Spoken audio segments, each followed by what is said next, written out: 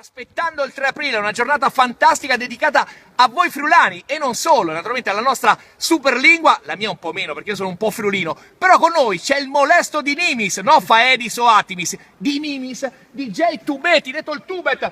Cosa succede la domenica? A succede che entri, ti improvvisi apertamente, direttamente parlare live, non ti fai un sber live che non stai di parlare polipa, perché qui bisogna tenere duro, bisogna, o se sei in capisco del sicuro, che Stadio Friul, per festa di patria, ven con sé con me, a sberlare per le squadre, Udinese, olè! Ma cosa significa quel Cos'è quel È per dare un po' di coraggio, sai, un po' di eccitazione. Forza Udinese! Mi raccomando, Forza Udinese, domenica 3 aprile vi aspettiamo numerosissimi.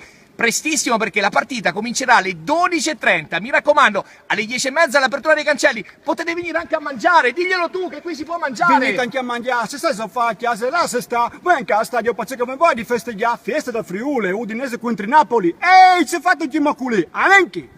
Ale Udi, ale Udi, ale, a domenica! Lo stesso interesse, questi italiani,